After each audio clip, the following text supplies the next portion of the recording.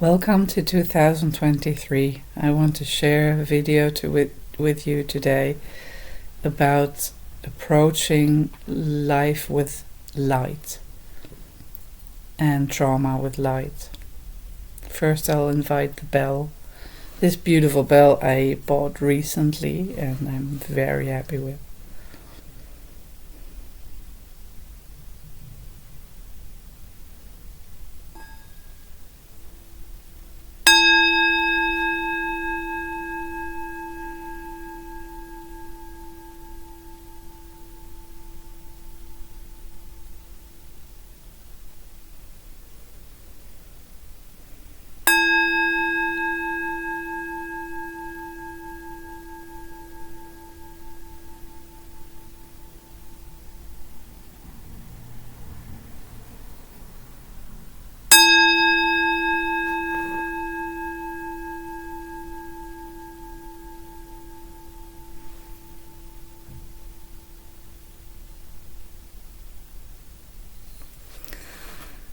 One of the many things I've learned from my various teachers,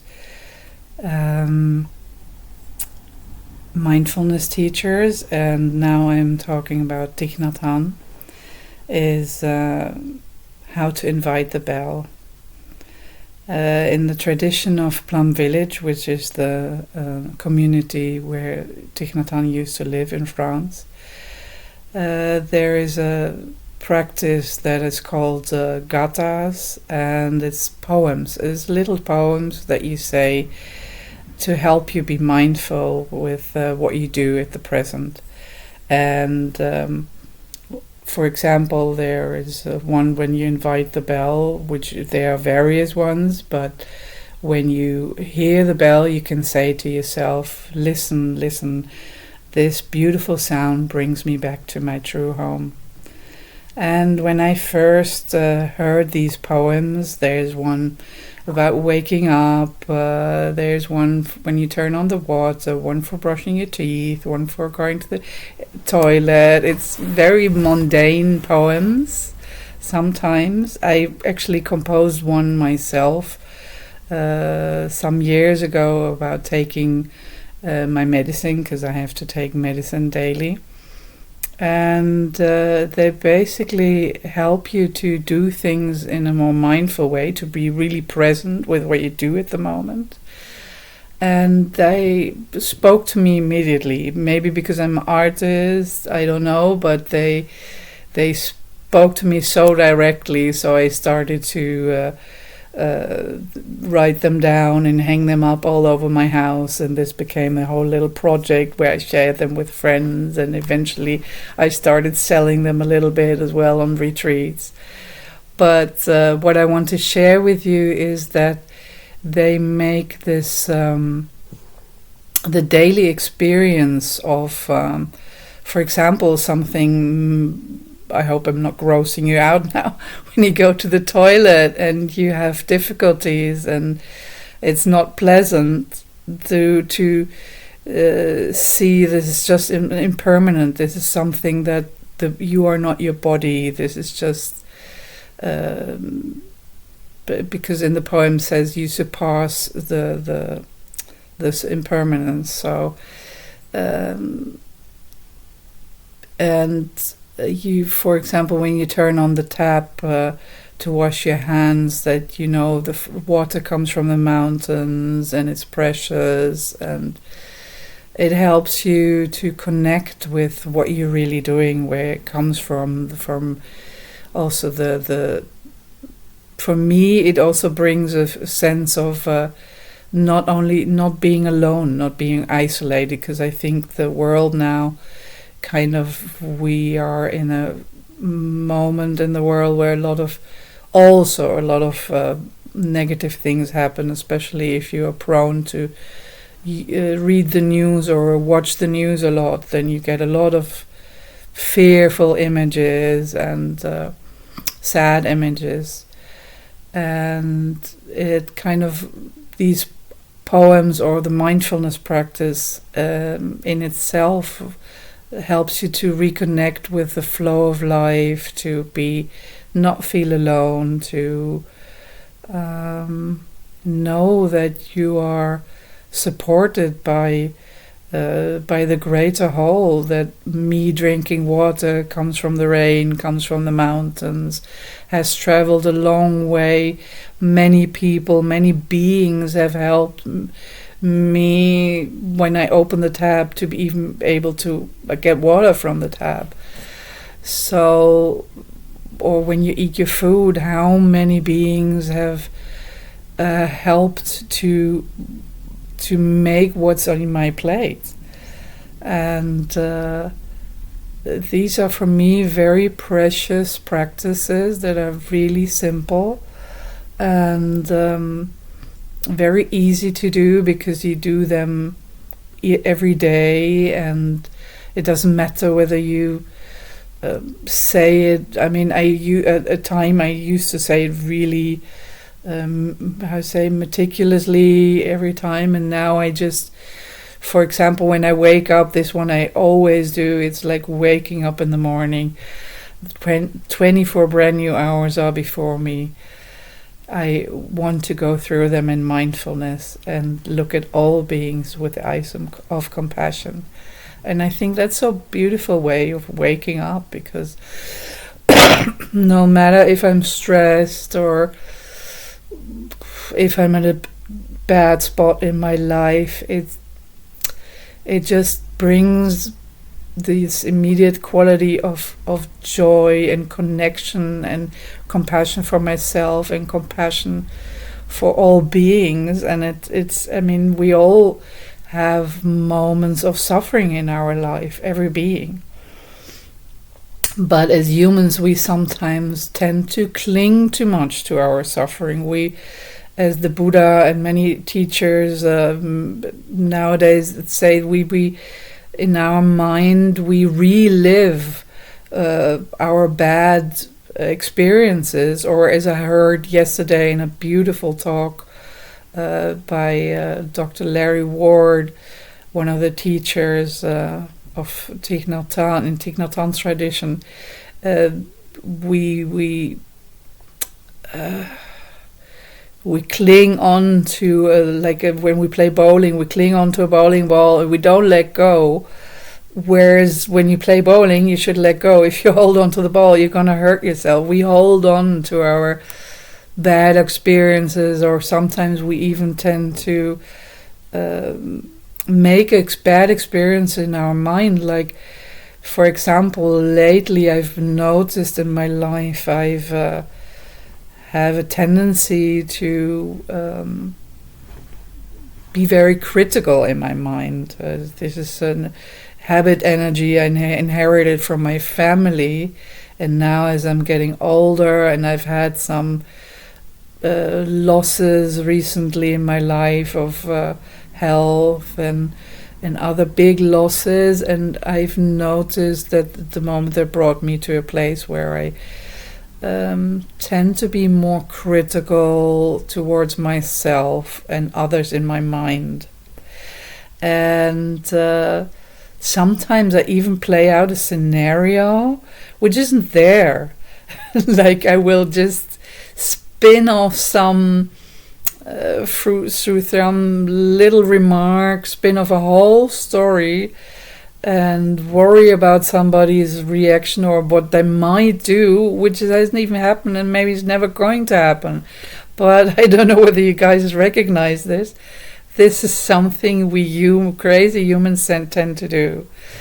And it doesn't matter. It's just thought. It's just a question of not taking it too seriously and going back to my breath and being able to laugh about myself, basically, as well, about the craziness of my monkey mind, as they also say in Buddhism, which refers to our mind constantly jumping from one thought to the other, to the next project, to the worry, to the future, to the past, and we're hardly ever present in now. Like, as now I'm sitting in front of this camera and trying to inspire you with my thoughts, hopefully.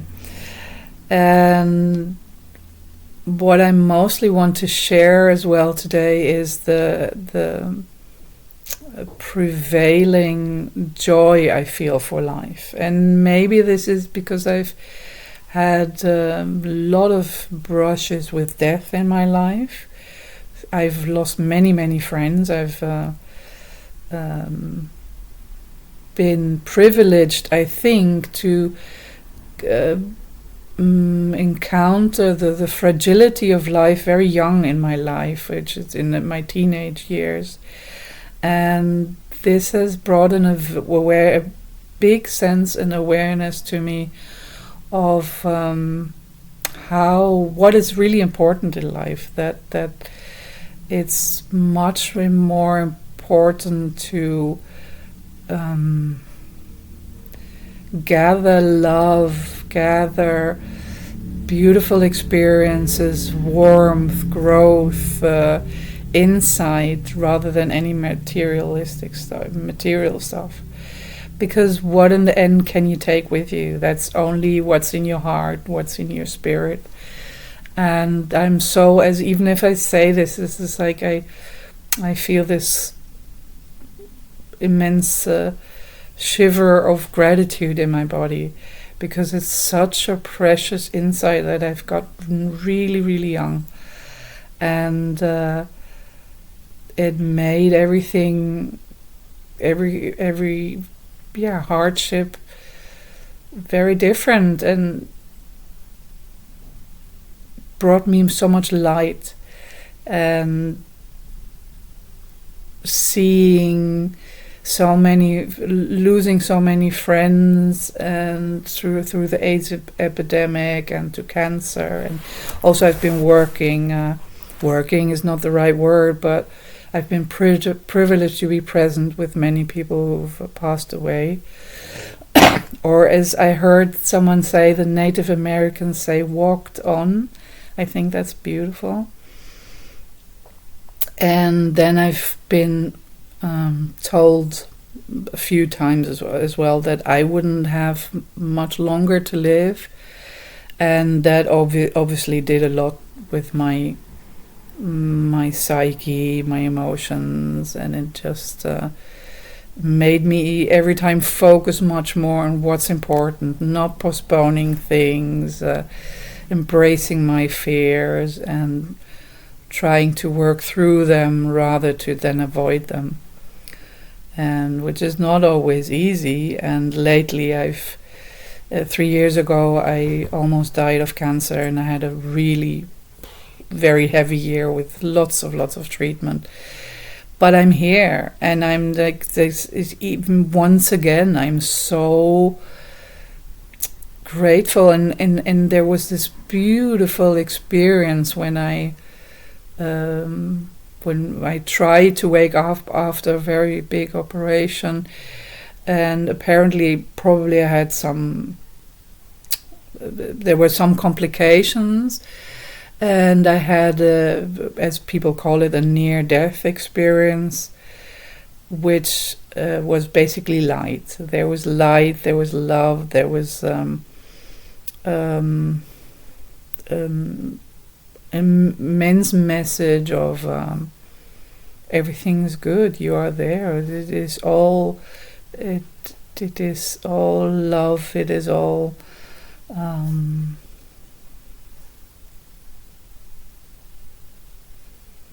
connected and light, and their friends and human and animal friends that had passed away were present as well, and they stayed with me for weeks. It's also something I had a very similar experience as a child, and later on I have I'm fortunate to having felt this light energy many times in my life. So maybe that is one of the reasons I've been able to encounter life with joy. It's I always feel so blessed. I have a very good friend, and I see people suffering with clinging on to their trauma, and not, or making decisions, and even after making decisions, like months later, still doubting whether they made the right decision. And I think, I don't know whether it's my character or whether it's also the fact that I've encountered death a few times. It is, for me, such a gift to be able to be in the now and to let go of what's gone. Like this, obviously, I also have things that I keep repeating that I haven't worked through yet, but I will try and convey to you how I am able to find so much joy in life, in the little things. It doesn't have to be any big achievement or something big. It's just, I have 2 little white dogs, and they are an everyday source of joy for me. Just the being present. Also, I think animal and children are a wonderful way of being truly present. Just if you observe them, they don't have this burden of overthinking stuff. Or, I mean, children nowadays, I think they maybe start growing up too fast, but in general, there's this joyous being in the now, being present where you are and seeing the miracles of life, that the sky is blue, that the sun is shining, there's trees, there's so many things to be grateful for.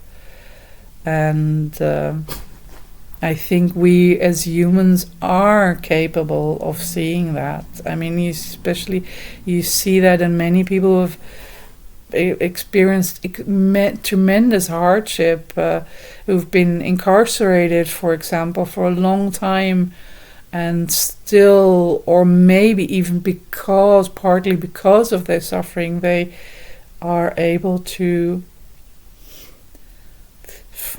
connect with the joy of life. There's always something to be grateful for. Even when you are in so much pain, whether it's physical or emotional, there's always so many things going right. Maybe this is a nice exercise to do right now, to take a little break. I'll invite the bell again, and I'll guide us in a very short meditation.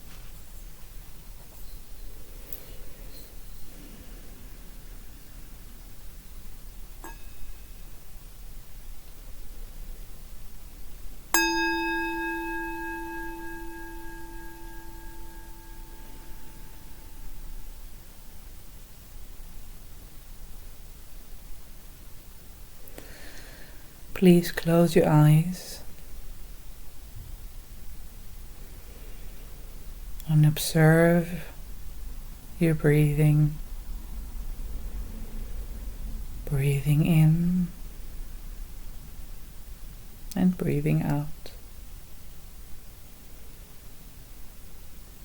Breathing in, I know I am breathing in. Breathing out, I know I am breathing out.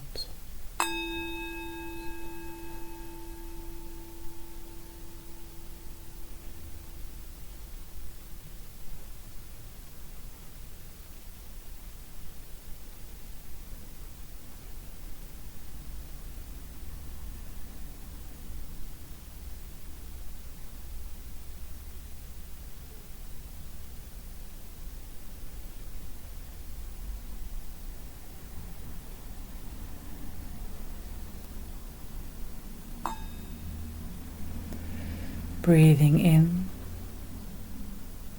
I am aware of my body. Breathing out, I relax my body.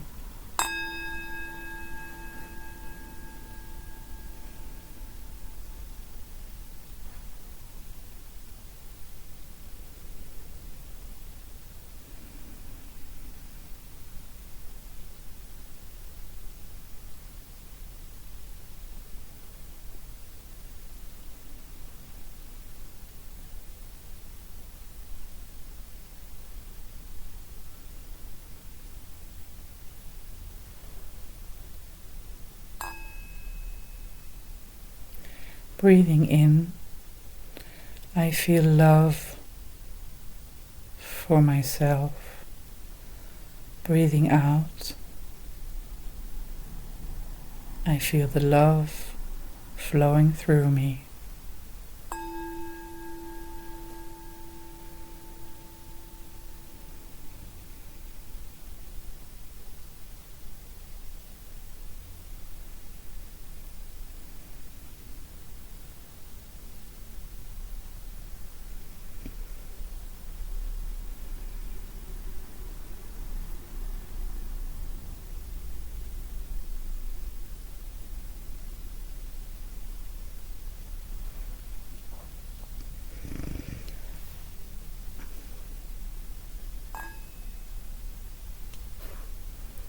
Breathing in, I feel supported by the earth.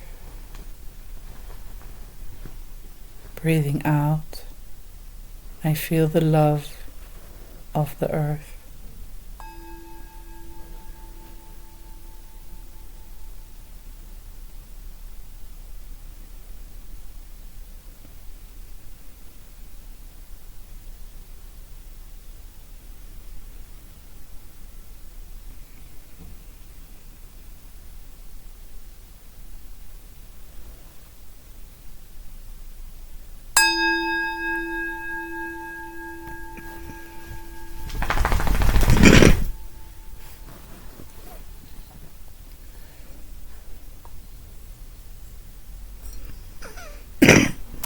So this is only a very short idea of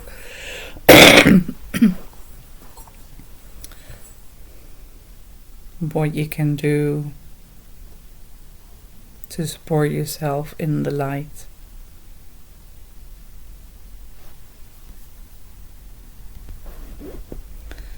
And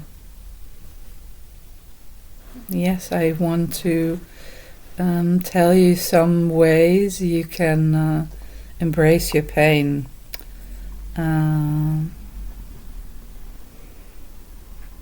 To smile to your pain, to know that it is only temporary. If you look at life, everything is temporary. I mean, unfortunately, also the beautiful experiences and the nice things. But it is life. Life is impermanent. It is a coming and going of things, and so when you are aware of that, I think it's very helpful to know that also this pain will go away, even if you think you're drowning in it. You are overwhelmed by it. Know that it is going. Whether it's physical or emotional, it is never. If you have the strength and sit in meditation and are brave enough to go to your pain, you will and observe it. You will see that it's not permanent. That it's, even if it's very strong, you will notice fluctuations in it. It will go up and down and move slightly and change. And for me, that's very hopeful, because nothing is unchangeable. Everything is open to change, is changing. And if we are willing to see that, then for me, it's very helpful not to take any suffering too seriously, or anything too severe, because I think there's a basic light and goodness in everything. If you observe nature, nature is very giving. It's very forgiving. It blooms. It gives. And as a sister to me said once, when I was in Plum Village and I was very scared and sad, she said to me, and at that moment I was like, what? And she said to me, look, I was crying, and she said to me, look, there's a blue sky. And I was like, what?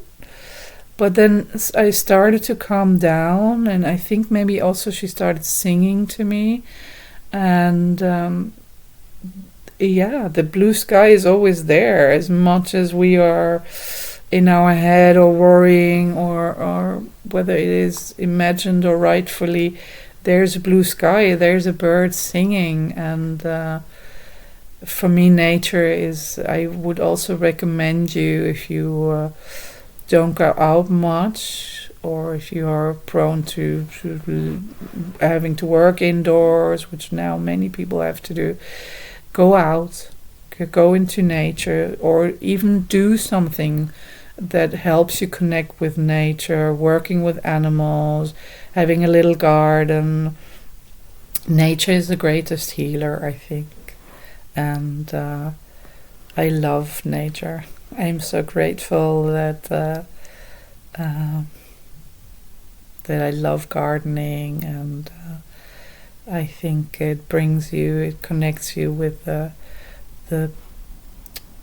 pace, the I would say the patient pace of nature, that everything will come in time. So be gentle to yourself, be patient also with yourself, and see that your pain is transitional, that is, it's going to pass. That is something you need to grow, to grow, basically, to become whatever you will become. But and I think everything in life can be approached with lightness and with love, and if you can do that, it will bring so much ease into your life. I mean, hearing myself say this is in the base I do this, but I obviously also tend to have my moments where I stress out too much and I go off into my head, and I don't practice what I preach. But breathe and enjoy the smile, enjoy the bird, enjoy the little flower, whatever it may be, that brings you true joy. The laughter of children, and smile and count your blessings also, as they say. Or maybe I would invite you to write a journal of gratefulness, and to write down every day a few things that you're grateful for, and you will see over time this will become more and more and more, because as you focus your attention on things you can be grateful for, you shift your focus towards gratefulness, and you will open your view and you will become aware of so much things. Like, I am grateful I have eyes that can see, I have hands that can move, I have a voice I can talk with and sing with, I have friends, I have a heart that beats, I have legs that help me go somewhere. I mean, I have inherited the art of cooking from my family. I mean, there's so many things. I don't want to spend the whole video talking about what I'm grateful for, but it is it is a very good exercise to do, and the other one is maybe those poems. Look them up, from Plum Village poems of mindfulness, or gathas, Gathas.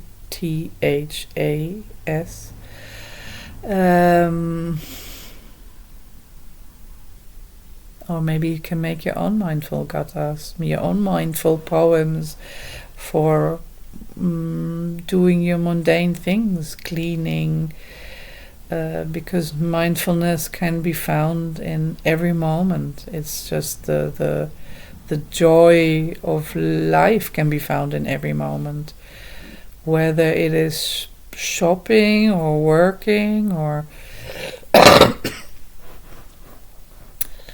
in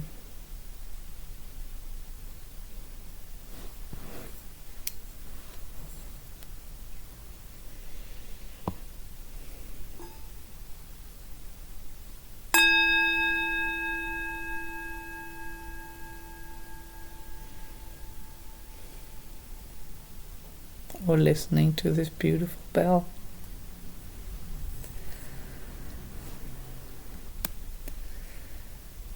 This beautiful bell that brings me back to my true home.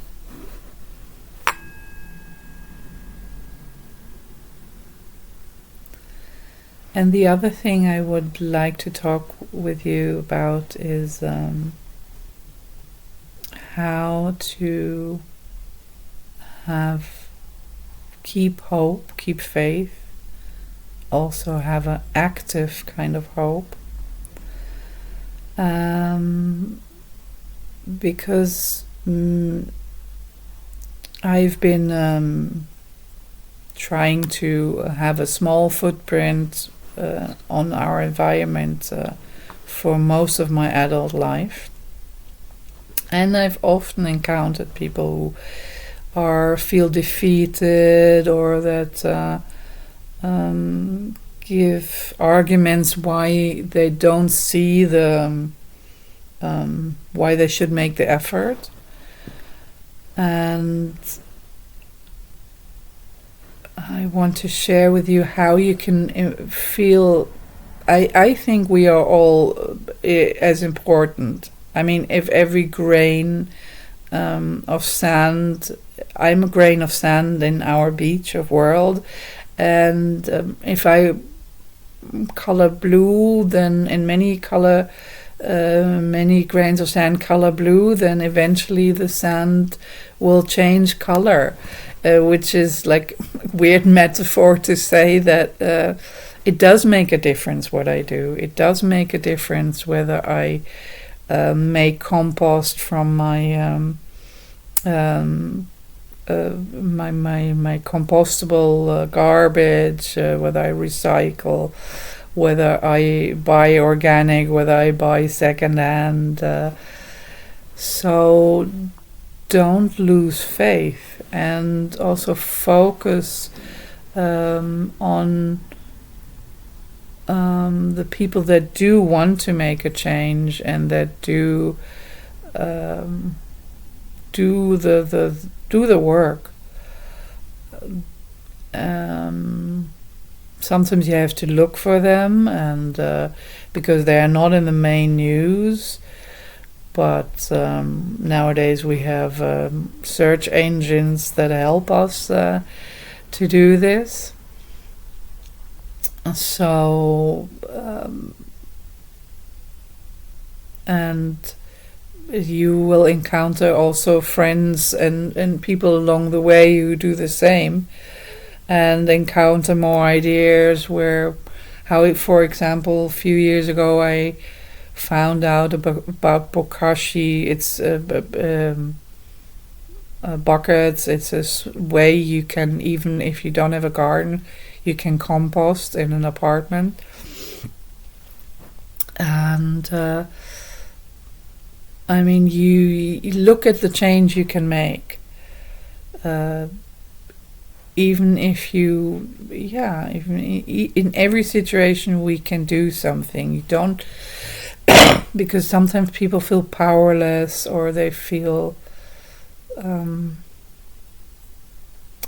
arrested almost, as in, I can't do anything, everything is so overwhelming. And that is also our mind that makes it so big. I mean, things are overwhelming with now having 8 billion people on this planet, and our general attitude not being very awakened. But it is also temporal. This also is impermanent. This also is as overwhelming as it can be, it is just a moment in time. And so it does matter what you do, because I believe that the energy we send out, the energy of what we do, our intentions, our feelings, our thought, are energy that that flows through everything, that make an impact. And if I think peace, it will affect of how I do things, how I go outwards, and how I treat people. And I think even in a more ethereal or esoterical way, or metaphysical, I don't know the right word, but it's kind of like vibrations, and the vibrations will go outward, and the positive will, even if you just think it will go into the world. In Buddhist physics, science, in Buddhist science, they have this belief that it's all interconnected, and nowadays the scientists of nowadays have found out that please don't hold me to this, I think it's neurons, or the smallest particles, everything is moving, everything's energy, and me and the bell are connected. We are one. And I think it's beautiful that science now proves some wisdom that has been known to people through thousands of years. And it is also something, when I'm open to the love of that there is in the universe, I can feel this. I can feel the connection. And when you feel the connection, also you are more motivated, and more motivated in a positive way, to make an effort, to make a change. I think the when we close down and feel alone and onto ourselves and burdened, we all have to do everything alone.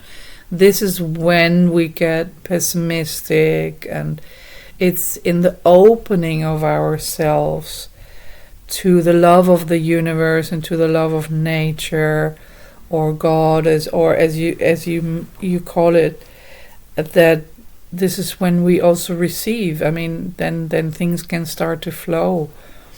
And I'm privileged that I have this.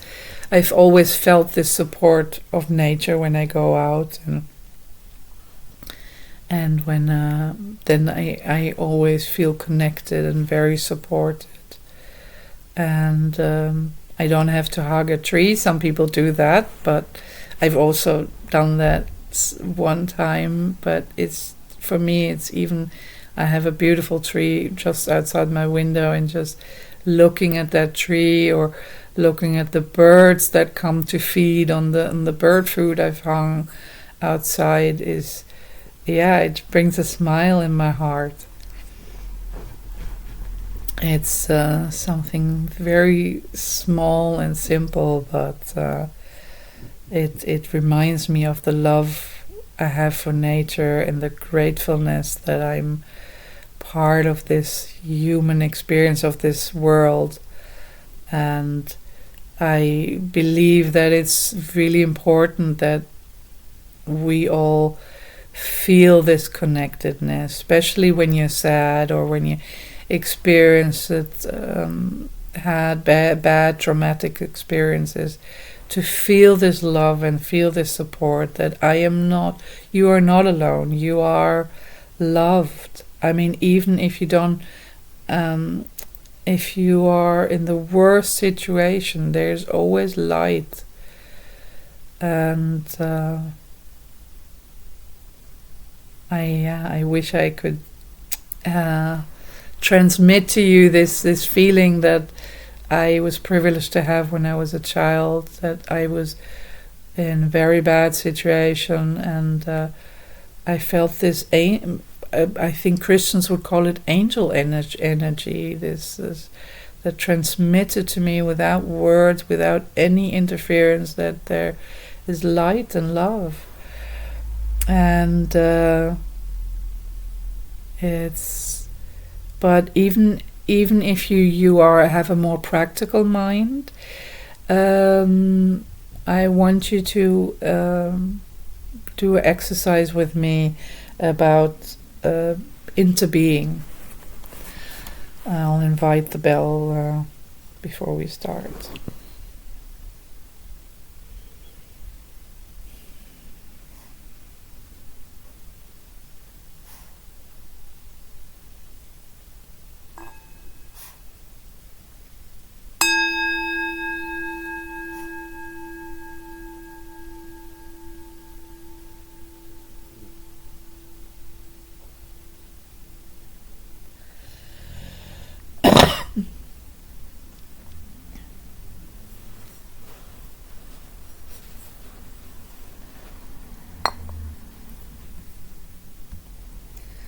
So I would like you to invite you to see yourself, as it were, as you are sitting there or lying there, and feel your body, the clothes on your body,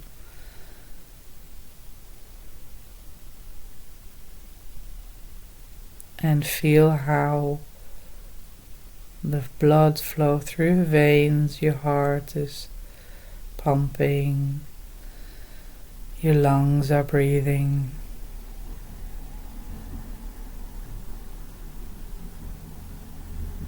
Your lungs are breathing air produced by the plants, brought by the winds.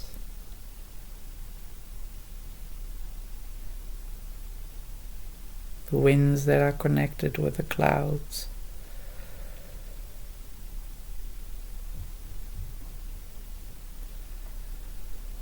And you in turn give air to the plants. So you and the plants and the wind are connected. This is one form of interbeing.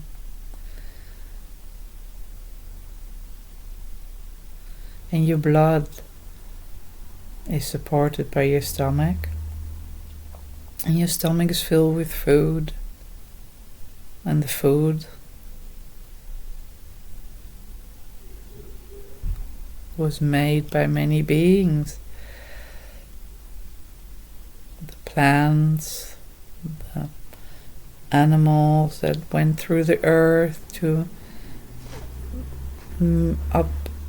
help the plants grow, the farmers that planted the plants, the people that made sure that the harvest would go to the store or the market, wherever you bought your food, the people that made the pots and pans that you cook your food in, the water that comes from the river and the mountains and the springs and to your tap so you could cook your food. And this is also interbeing. This is you're connected with all those beings.